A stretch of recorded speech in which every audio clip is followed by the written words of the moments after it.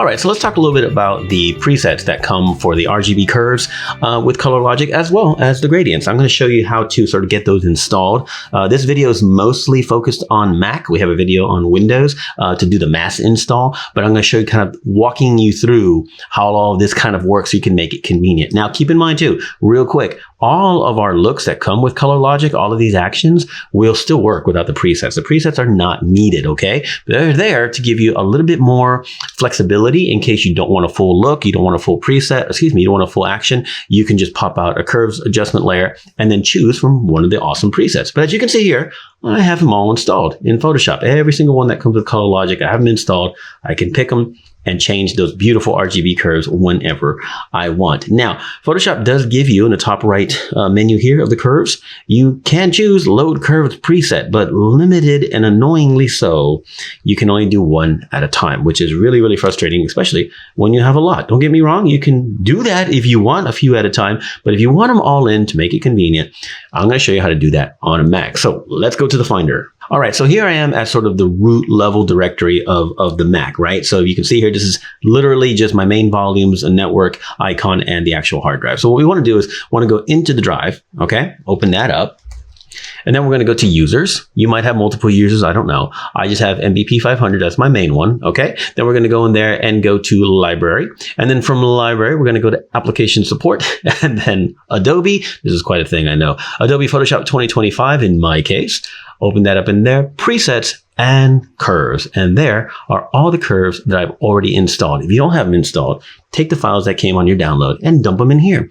Now, the only other caveat is once you get them all copied in here, and they're very small files or text files, once they get them all in here, you have to restart Photoshop to see them in your presets. But once they're there, they are there and you can pull them whenever you want. Now, the gradients are a little bit different. So for example, just to show you, if I go to, let's go do a gradient map actually. If I go to a gradient map, click and open up the MVP ColorLogic ones.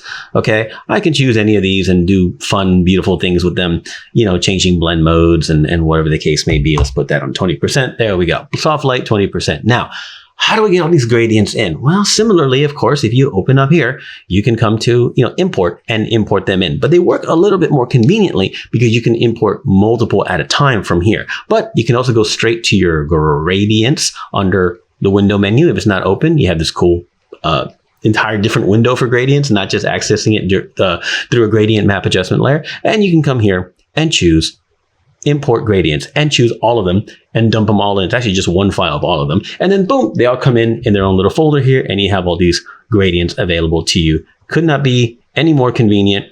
As well as, you can modify these, you can make your own, you can add to it, you can, add to the collection of gradients you might already have. So many different choices to do so many cool things. Very much easier to install all of them in terms of gradients than it is the curves. I don't know why Adobe does that. This is like a really old kind of, I don't know why they do that. You can't do them all at once, but you can put them into Photoshop in one go. And what I showed you earlier was, again, Mac only, but we have a video showing you how to do that on Windows. Or we don't at this moment, but we will very shortly.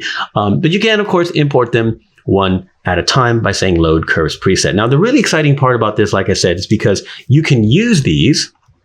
Let's delete all of them. You can use them when they pop up on a look. So if I choose a look and I open up the folder of the look, okay, this is already set up without a preset. That way you're not, married to the presets that you have to use them. It already sets it up. But you'll notice this look is called voltage. We have voltage here, okay? So if I choose another one and I'm digging around and I'm changing all the RGB curves around, how do I get back to the original if I like that? You come back down and you choose voltage. That's why I pulled them from the actual look stacks and put them into presets so you can pick and choose. But again, you don't have to do that. You can come in here and think, I like what voltage is doing. What's slide doing? No, how about pitch? Oh, I kind of like that muted kind of, monochromatic warm cream thing going on there. Cool. Awesome.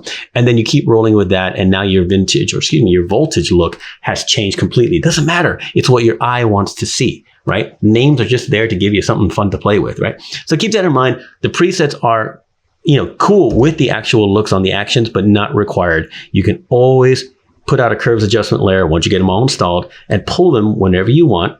Anything at all. And don't forget, you can also duplicate and keep running multiple if you really want to. And who knows what direction you can take changing opacities, or even blend modes if you want to get creative and create all kinds of looks with just the curves presets, and you can throw in the occasional gradient on top of that.